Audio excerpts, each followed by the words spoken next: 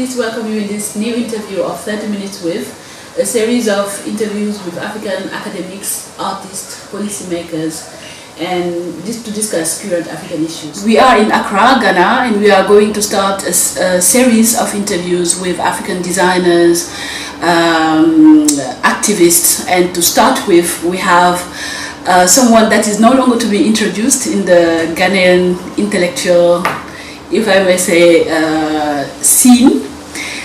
He's the coordinator of Third World Network Africa, a Pan-African research and advocacy organization based in Accra, Ghana. Third World Network covers the areas of economic policy, international trade, investment, and the role of international financial institutions on African development, gender and development, and economic policy. Especially they focus on the mining sector. Our guest today has been involved in activism and written extensively on Africa and global development issues since the mid-1970s, working with key organizations such as trade unions over the years. He is a member of the coordinating committee of Social Watch and the Africa editor of the Review of African Political Economy, and he holds a doctoral degree from Warwick University.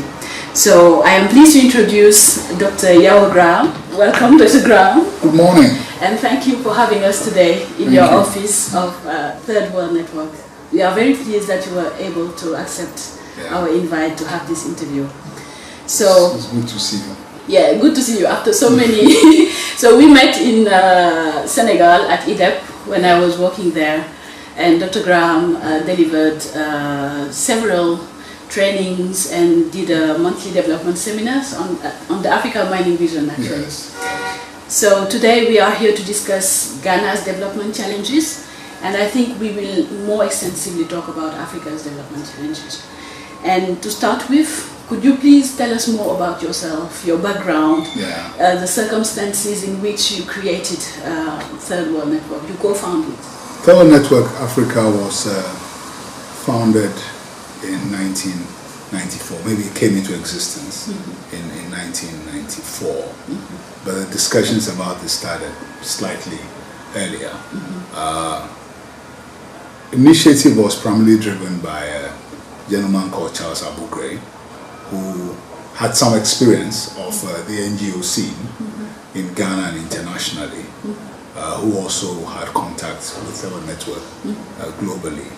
But the group of us who founded Third World Network have been variously associated, on the Ghanaian left, through the student movement, through mass politics in the early 80s, who had all distanced ourselves from the Rawlings regime, which in the early 80s, showed some progressive promise, but we all fell out with it.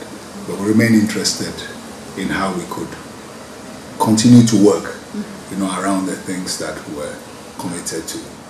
And at the time, a group of us were in London, and the conversations were really about what would be the best organizational form through which to work.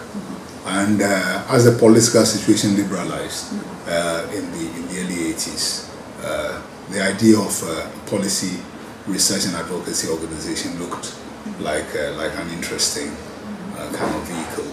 So that's how we came to create Third World Network as one of a complex of organizations which will work together. So for example, we also set up a public interest law organization called CEPIL to provide pro bono legal services. We set up 2 publications, African Agenda as a Pan-African magazine, and we also set up Public Agenda as a domestic newspaper, all of which were supposed to work together, on these issues. And then there was a domestic NGO, ISODEC. So this constellation of organizations represented, what we thought would together be able to work. But personally, my entry into the NGO space really was a curious kind of evolution because I'd come out of the political movement first as a student activist in the University of Ghana in the 70s, even going back to secondary school and interest in Pan-African and domestic, just issues about social justice and fairness, the way it usually starts, a kind of a bit of moral outrage, a bit of ethical concern, and then it becomes a bit more philosophical as you read. And the university was very important in that, because then you began to get into trying to get some intellectual, as it were, grade, for the way you feel. Began to take part in some of the early attempts at building organization. Then, of course, I went as a student to England, where in terms of my own academic work also, and being in the UK at a time when the last stages of the national liberation movement were still evolving around Southern Africa, at the time when Central Africa was the time of progressive kind of upset. Was a great time for my own kind of formation. But I think critical in my development was a decision I took in 1982 after Jerry Rawlings returned to power. I decided to get my PhD and come back to Ghana to work, in politics, because the early promise of the Rawlings regime, popular expectation of the government as something that would deliver some progressive possibilities. Many of us young people on the left saw some possibilities, and I got my PhD, and I came back, and for 7 years I worked full-time as a political activist. In the first 3 years, I was one of the national leaders of the defense committee systems that the regime called into being. The People's and Workers' Defense Committees were a kind of mass mobilization vehicle through which ordinary people try to assert, their participation and interest, in the Rawlings, in the promises of the post-Rawlings coup.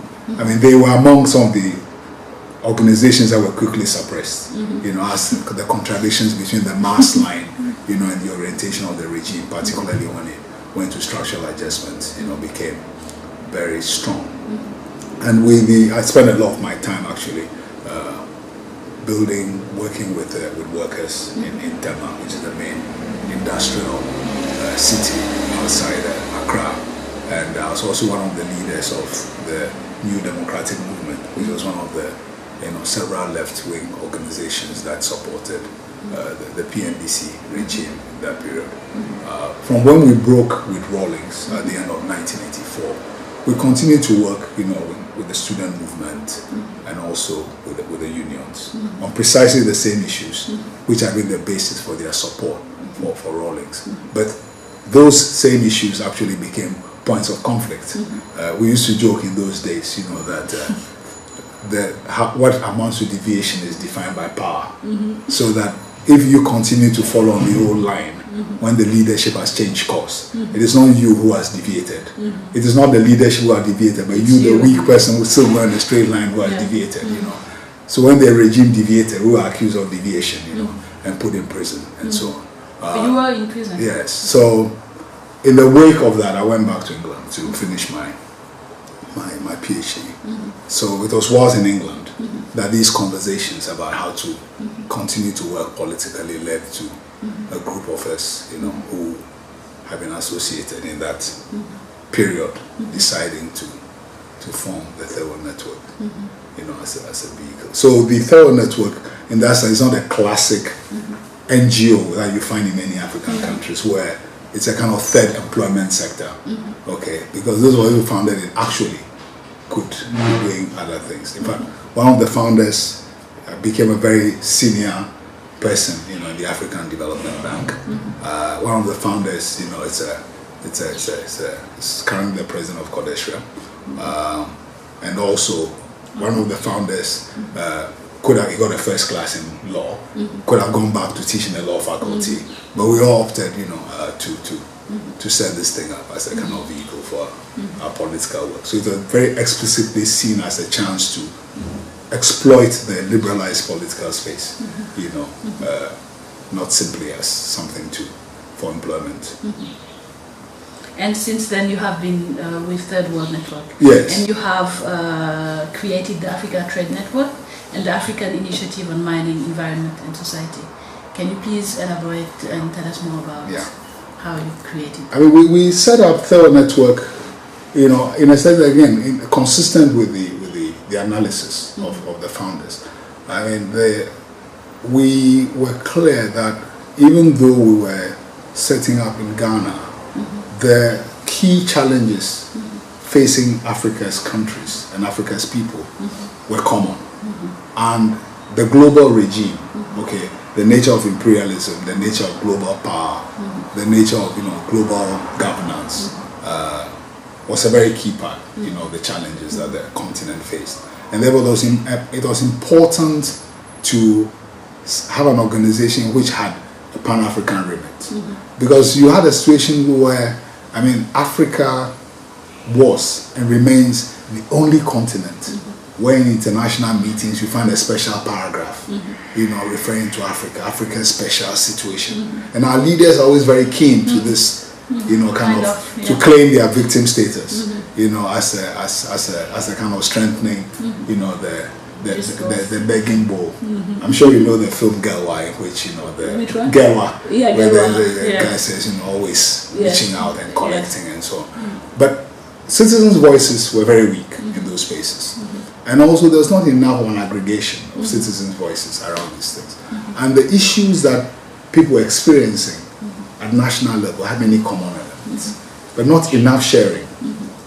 Among people who were claiming to be working on these things. So, in a certain sense, the TWM project also sought to have a certain element of kind of a popular Pan-Africanism. Recognizing though the limits of the NGO as a vehicle for achieving, for doing things, because we always were clear that I mean the NGO as a vehicle where you raise money from third parties who will be supportive. That way of funding itself defines the limits of what you can do, even though you can stretch it. So the Pan-African thing was very important for us, and therefore how do we create the mechanisms through which like-minded people could work together? How did the Africa Trade Network come to be created? The early work of Thorough Network Africa was in the latter period of the prominent or popular struggles against structural adjustment policies. So we're very heavily involved in the anti-SAPS, things across the continent.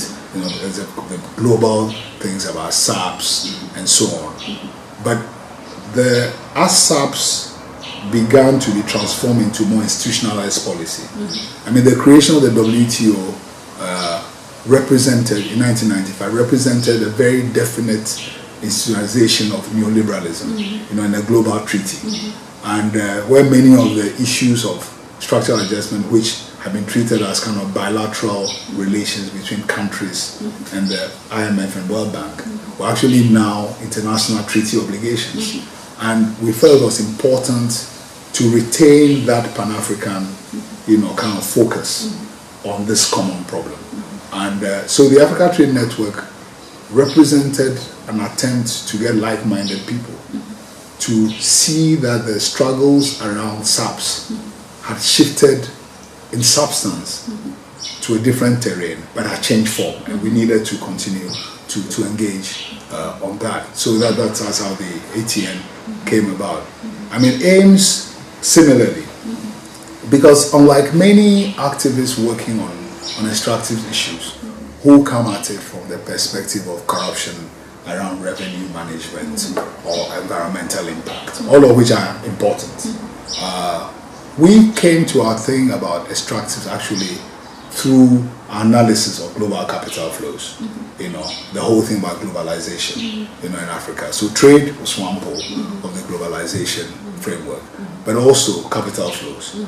And we asked the question, I mean, what are the primary and the most important forms in which foreign capital, is retaining its control over the African political economy? I mean, foreign direct investment, as opposed to hot money, was a lot more important in that period, in addition to aid, of course. And a lot of the hot money was going to extractives. So tracking it from a kind of a global capital flows perspective, we came to extractives as a key site where the whole struggle about control of the continent was playing out. And then from that analysis, then we came to the issue. So what are they? Who are the actors? Who are the beneficiaries? Who are the victims? Who are the consequences? And again, if you look at the continent, the same policies have been put in place around mining, to the, on the base of the World Bank strategy for African mining. So countries had similar codes. Same companies were operating. But a lot of the struggles in country were around impacts. Not about the political economy of mining, but about impact. So we felt that struggling against impact was important. But if you don't bring a larger political economy perspective to it, you are likely to be fragmented and not likely to join forces. Because that analysis that we brought also that allows you to see the relationships across national boundaries, the relationships across social groups, and also how you then organize the elements of international solidarity and cooperation, and also the arenas, different arena in which actually your concerns about mining can be taken, not simply to human rights spaces or to areas of environmental issues, but a much more kind of holistic kind of perspective. And this has tended to be the ways in which we have approached our work, to kind of frame it in ways that will define a common African element, which then gives us the basis for how we generate pressure against African governments, how we intervene in kind of global policy spaces, so that autonomous African expression of citizens, as opposed to the kind of ways in which governments want special paragraphs for Africa, becomes part also of the global discourse about the continent. You were just referring to the Pan-African perspective and the holistic approach that Third World Network is using. And this is not new. Since in 2005, you co-authored the book with Jimmy Adesina and Adebayo Okoshi. And the book was on Africa and development challenges in the new millennium. And you were in particular talking about the new partnership for Africa's development. So 10 years later, if you have to look back, what is, in your opinion, the meaning of NEPAD today? An institution, and of NEPAD as a policy framework. NEPAD, the institution, is a curious creature. Okay, nominally part of the African Union Commission's architecture, but in many ways autonomous. Autonomous in ways which are not always beneficial. Let me give an example. I mean, NEPAD is the entry point through which promoters of the Natural Resource Charter, which is really an initiative by some private citizens in the global north, together with some right-wing academics, are trying to insist that there has to be some global governance framework for extractives. Now, this closely linked with the World Bank and so on and so forth. It's competing with the African Mining Vision, which is a policy framework adopted by African heads of state. Okay, and the ANV status in NEPAD's stable, it's probably on the same level as the Natural Resource Charter. So it's become this curious institution through which I think a certain kind of a vector for donor entry into the center of African policy making. NEPAD, the policy framework, in a way has evolved in a disparate fashion.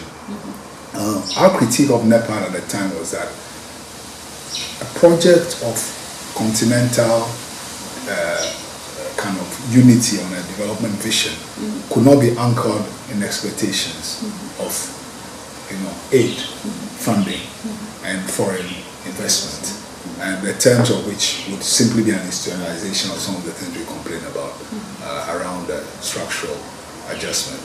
So under the rubric of NEPAD, a number of initiatives have taken place of a fairly eclectic kind of character. But I think if you look post-NEPAD, I think the growth spurt,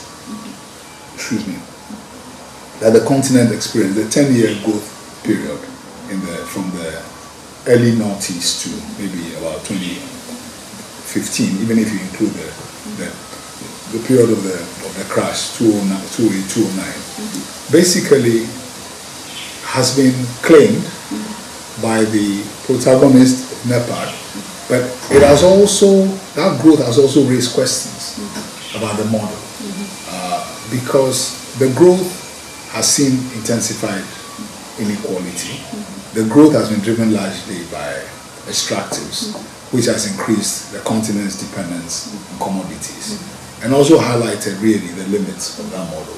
So what you find currently is really that, in a certain sense, there are some key initiatives which are taking place on the continent, which reflect the, shall we say, the kind of more progressive agenda than NEPAD envisaged.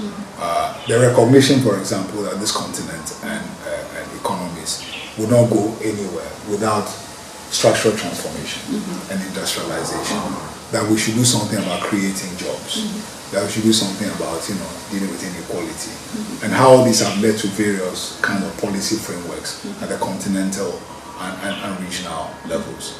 Now, if you go back to the NEPAD document, NEPAD in a way tried to marry the more radical early post-colonial vision of Pan-Africanism with the kind of more neoliberal vision of neoliberalism, the more kind of open regionalism thing about markets and so on.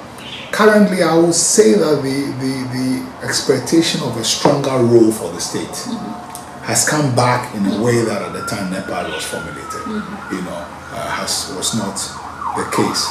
But having said that, at the same time, we can say that in many countries, domestic policy making is some distance from these grand continental visions, which have a slightly more radical kind of agenda, which throw back a bit more to a recognition that the early post-colonial period and the policies of that period were not mistaken, even if there were mistakes made in how they were implemented. The basic analysis of the continent's problems from that period remain valid. So we have a fairly eclectic situation. And you also find, in my view, that in many countries, really, the excitement about electoral politics has begun to wane. People have seen the limits, of changing, parties, which don't really represent any change in direction. So we are at a moment where you have a mix of recognition expressed in some initiatives for a radical agenda of change, a more progressive agenda, which basically challenges the paradigm of neoliberalism. But we have a dominance at the domestic levels of neoliberalism, both because of the fact that the institutional cadre who have been built over the past 30 years are very much, wedded, to that. And of course, also economies develop their own dynamic, where kind of new social layers, new economic interests kind of become more prominent. So those who have an interest in a different agenda, I think there's been substantial demobilization because of the mechanism of electoral politics driven by patronage and sectarian considerations based on religion, ethnicity, and so on and so forth, where the parties really are not policy vehicles. They're just periodic vehicles that are called into being on the eve of elections, and so that the elite can alternate power whilst policy does not change. So in the 10 years since NEPAD, this, in my view, is how the policy thing has moved. Some positive developments, but the persistence of some of the more intractable challenges and orientations. And we will discuss more about the electoral carousel that you were denouncing in the Rope interview. But now let's focus on Ghana. You were talking about the disconnect between the kind of international policy making and what is happening at the domestic level. So, if you recall, in the Ghana Vision 2020, which was launched in 1995, targeted for Ghana to be a middle-income country within one generation. And in 2010, Ghana rebased its national account, and was considered by the World Bank as having graduated and became a middle-income country, low middle-income country. So what, in your opinion, since 2011, 2010 that this happened, this rebasement and Ghana becoming a middle-income country, what were the implications of this and what concretely has changed? Rama, let's put it this way. If you went to sleep the day before the announcement of the rebasing, and you woke up the day after, and you went around, you know, and you heard people telling you that Ghana has become a middle-income country. You rub your eyes and you ask, how many years have I been asleep?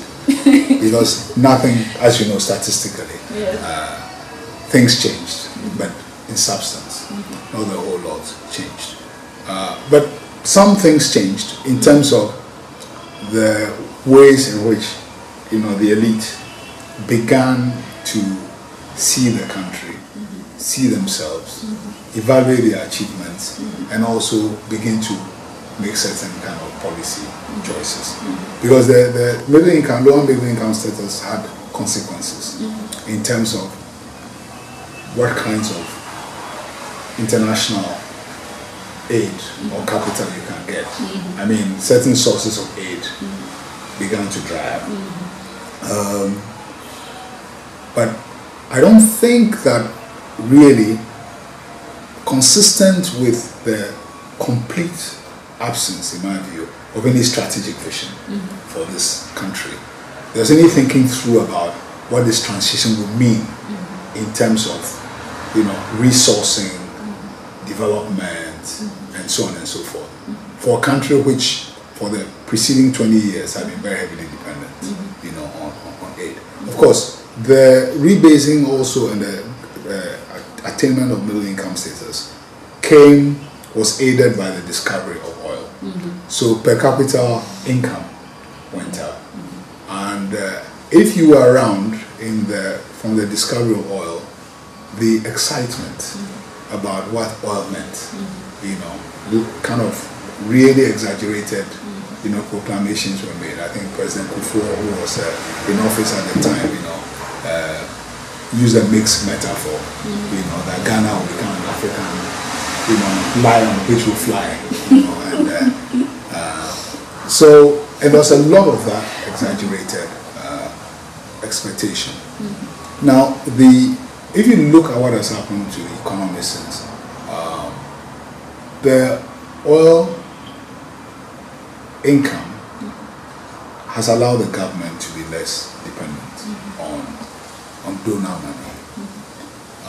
But the addition of oil to the country's basket of exports has meant that Ghana actually is even more commodity dependent in terms of the small basket.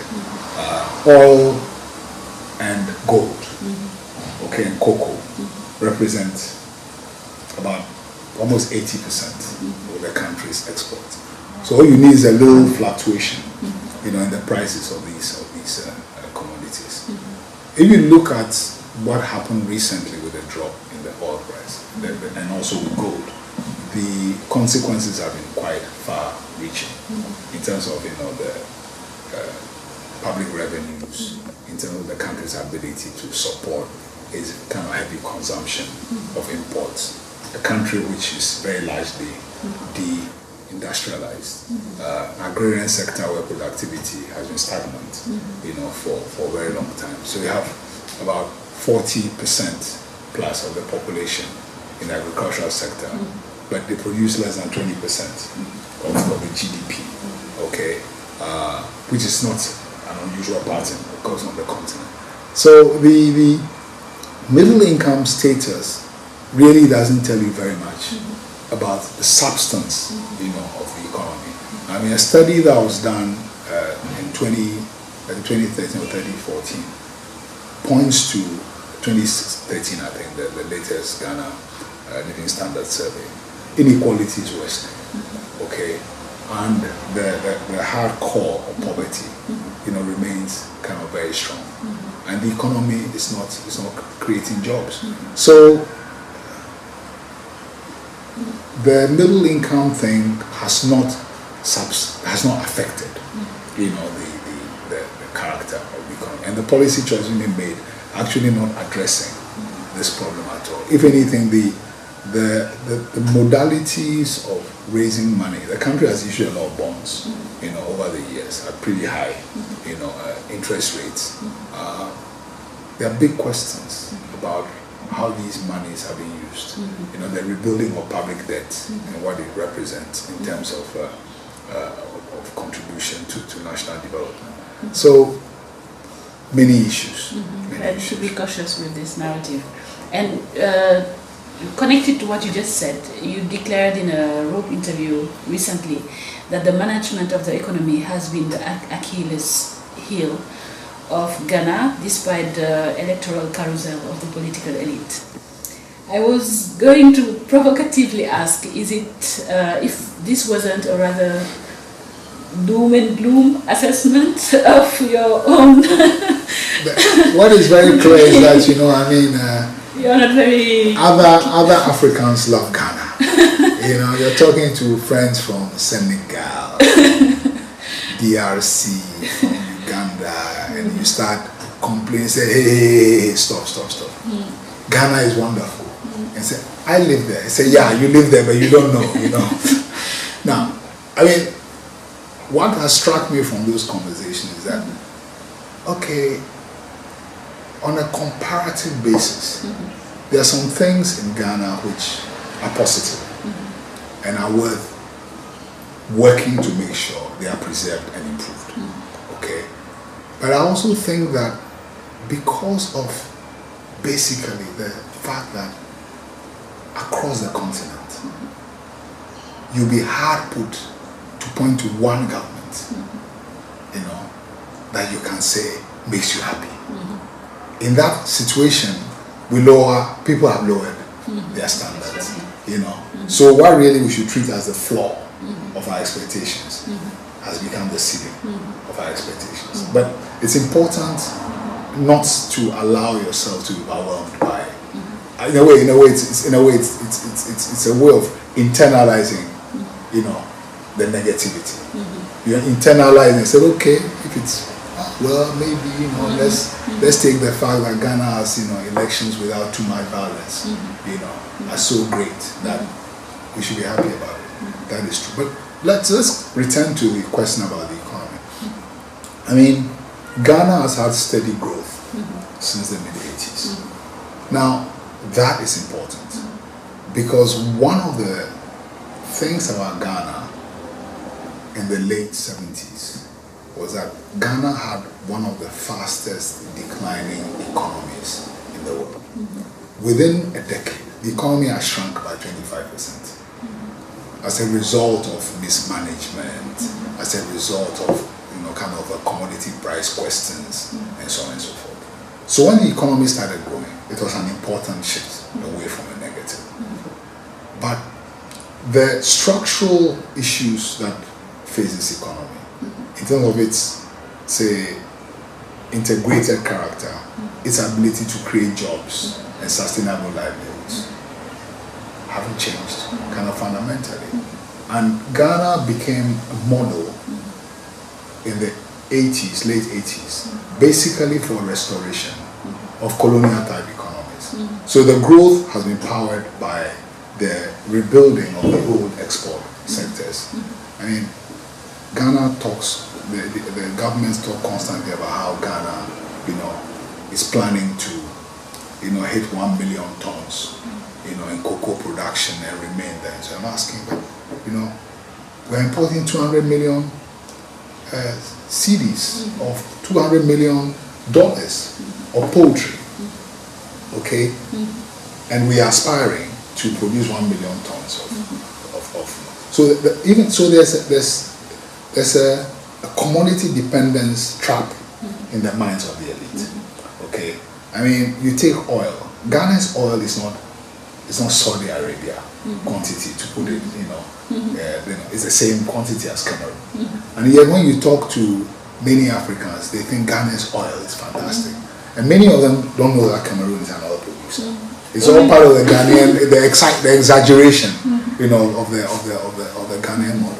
And the oil thing has led to a complete frenzy, and also therefore a movement away from a more systematic kind of approach to trying to transform the economy. And both main parties basically are committed to that. They are more interested in keeping the foreign investor happy than in what they are going to, the risk they will take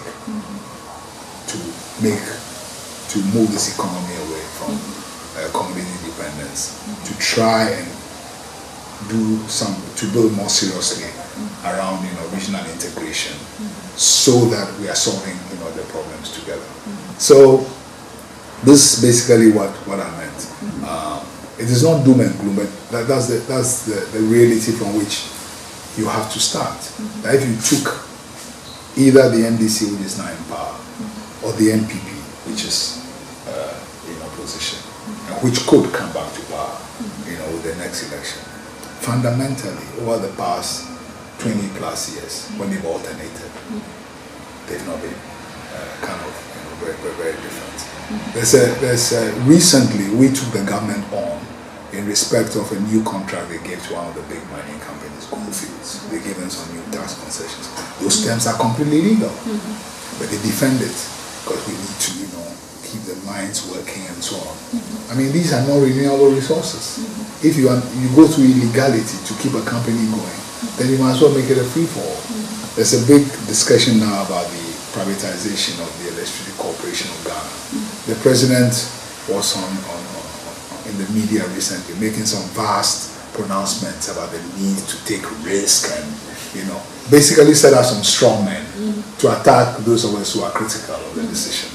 But when you look closely at what they are offering, they are ready to offer a foreign company guarantees for their profitability, guarantees for the payment of utility bills by public entities, which the government did not offer to the publicly owned Electricity Corporation of Ghana, which contributed to the collapse of the company. And yet they will offer that to a foreign company, which will then be successful and say, you see, publicly owned, locally managed, not good. Foreign, private, best. So these guys are complicit in even creating a climate of doubt about our own ability to manage our affairs. So how can change happen in this context when we keep struggling? They are talking about resilience and having homegrown strategies and so on, and not relying on domestic companies to operate this change. I mean, you need to keep making the same points in as many contexts as possible. You need to keep building alliances around the issues as they arise. Okay, and in our experience as Tewa Network, even though we may not claim big victories, I mean, there are many positive lessons from what we work. I mean, if you take the work that we've done, for example, around trade policy, you take the work we've done around the economic partnership agreements, with allies in the Africa Trade Network. I mean, the EPA should have been signed like 10 years ago, 2007. We are still here. It's still drawn out. I mean, it's a combination of the fact that people campaigned, raised awareness about the negative implications of the EPAs for our development space, but in the process also build alliances. People in the technocracy, people in political office, and people in the private sector, as well as people in popular organizations like the unions, people in faith-based organizations and so on and so forth. And in different situations, you find different permutations of those. So in Ghana here, in that process, one of the interesting alliances that we developed was with the Poultry Farmers Association. And the poultry farmers, in a way, are an interesting organization because they are in an industry which has many positives, potential positives, that if you increase your domestic poultry production, you don't only reduce imports and free your foreign exchange to do other things. You also create an industry which has a lot of linkages. Okay, so people producing cereals and other inputs for feed would have a bigger market. You increase you also then have your agro-processing, because with a certain scale you can begin to process, so those producing packaging and so on and so forth. The people who now are using their networks to sell imported, frozen chicken can begin to move around, more people can eat local chicken. There are nutrition things you can do. So they have proposals about how eggs could be incorporated in the National School Feeding Program, 1 egg a day for each child and so on. So if we just see the multipliers, because jobs are created. Okay. Now they didn't start from there, but as the conversations wore on and they moved from their concern about we want a poultry industry that survives, they began to see the trade, linkages.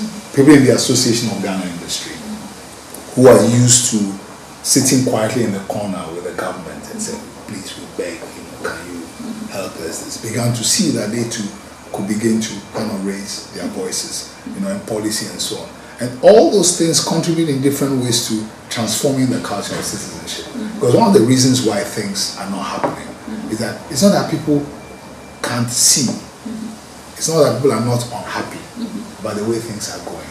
But, the culture around power in many of our countries, people it's a kind of a reflex of deference. Okay? So you're talking to people in mining communities and they can analyze their problem very sharply, what they want, but what do they want to do? They want to write a petition to the minister when their rights are being violated. Okay, I said no. You have constitutional rights which are being violated. Demand respect for your rights. It's a completely different thing from petition. So even the ideologies around power and accountability, those are all things which are part of the baggage, And as you know, shifting ideas represent one of the most difficult challenges because all around you on a daily basis, dominant ideas are being, kind of reinforced. So, but when I look back at the work that we've done, I'm quite happy about some of the things that we've been able to do and the relationships that we've built, and also some of the lessons that we've learned. And you can also even examine the failures and see that within that also are the seeds of being able to do better the next time. Wow. And what has been your role with the NCOM, the National Mining Commission? Yeah, the National Coalition on Mining was created in 2001, okay, by a group of about 3 or 4 organizations who started on being concerned about the government's plan to give away parts of the forest reserves to mining companies to explore for gold. So the initial thing was, a campaign against, stopping the opening up of forest reserves to mining companies. The campaign was successful because in the end, the areas that were opened up were only the ones in respect of which they are already getting permits. So we represented less than 1% of what could have been opened up. But out of that, the organization had already been working together. So it seemed to make sense that we should have a kind of a standing organization. So the coalition came into being, and TWN acts as the secretariat of the National Coalition, and currently involves a range of NGOs and community organizations from the main mining areas. And the coalition, when we started, the main interlocutors on behalf of citizens when it came to mining policies were chiefs. State institutions didn't do business with community groups or NGOs.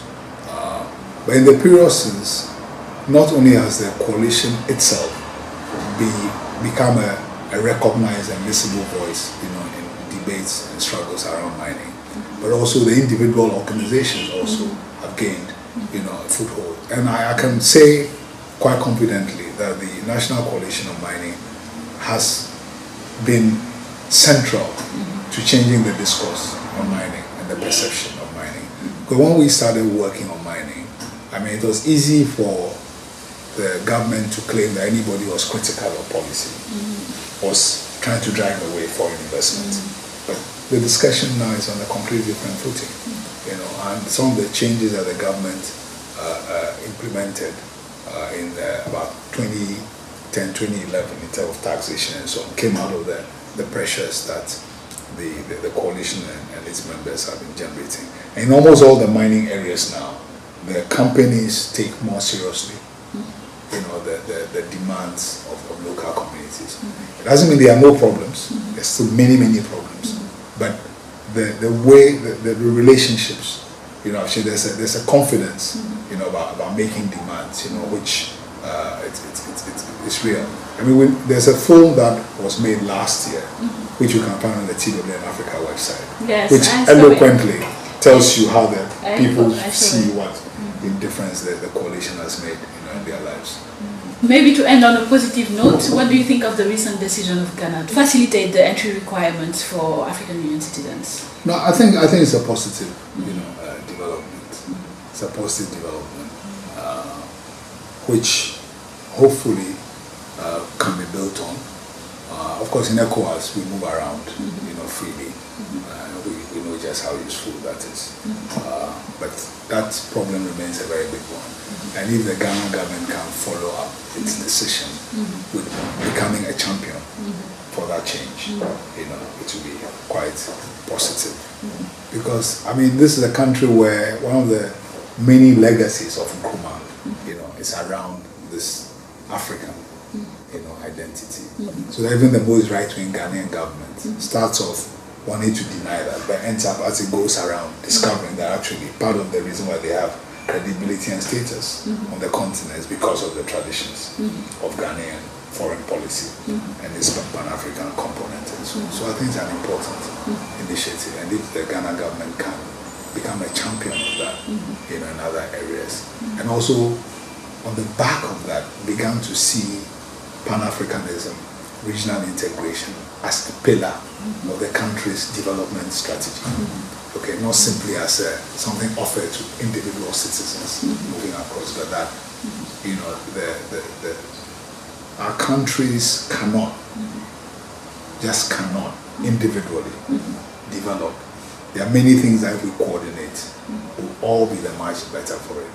Even our elite might discover that actually, you know, being able to export to Senegal, okay, or buy from Senegal, it's better business than buying from France or from buying from the US. Because we have a situation where now if I want to, as a business person, want to ship stuff across West Africa, because all our national shipping lines have collapsed, you have to transit through Europe.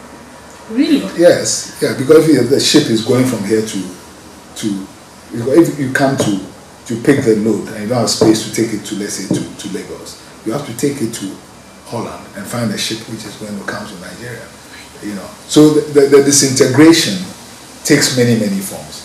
And it's only that it cost me 4 cedis a minute to call Senegal, and it cost me nothing to call the US. Okay, so the visa thing is just a tip of the bigger thing that we need to deal with. And is it, just to wrap up, what are you currently working on? What are the current projects and future projects? And Third World Network has always had this Pan-Africanist but also Global South perspectives. How do you cooperate with the other offices, teams of Third World Network, and what are your projects? We define our work in kind of 3 yearly cycles, and the issues of trade and investment, extractives, gender and economic policy have been constants of our work. But now with a framing thing about, you know, structural transformation with equity, which is the kind of theme under which we are working. We also are looking at the issue of finance, you know, and the agrarian industrialization kind of nexus to have a complete portfolio around structural transformation. We decided to intervene in to frame our work around structural transformation and equity, because everybody now is talking about structural transformation, which is important. But even within that convergence, there's a contestation about what will be the particular emphasis, the particular approach. Because structural transformation, as we've seen in other places, does not guarantee equitable outcomes. Okay, you can have pretty kind of heavily unequal kind of outcomes. There's no guarantee that the choices will be primarily for the benefit, you know, of the people. There's no guarantee that a Pan-African regionalist dimension, will be part of it. All those kinds of questions. So we've taken the structural transformation equity as a frame around within which we are going to work, so as to harvest the continuities of our work over the past. Because for a long time, the work that we did, shall we say, had a largely defensive dimension. Africa is being battered by structural adjustment policies, so you want to minimize the impact. The WTO has been created and is trying to take away policy space, so you want to minimize how much policy space is being lost. Structural adjustment has certain impacts, gendered impacts, so you do gender and economic reforms in Africa project to try and see what you can do about it. With a discussion about structural transformation, you actually have effectively a positive agenda, a positive framework within which everybody is agreed. So we move away from defensive to say, now, what can we do to carry forward this agenda of change? Okay, so that's the way we frame our work. So in an area like, say, the extractives, from the late 2000s, we've been working a lot around the African mining vision. But we were very actively involved in the agenda of the Africa mining vision. I was one of the people who worked on the report, a group called the International Study Group, and we defined the orientations, the policy orientations for the African mining vision. TWN is very heavily involved in that. So rather than simply talking now about impacts, they actually now have policies on the table. We say, how do we respond to impacts? The issue then is to make sure governments pick these ones up. Trade, there's a continental free trade area, which claims that if implemented, will be good for structural adjustment. But we look at it and say, no, this thing is defective.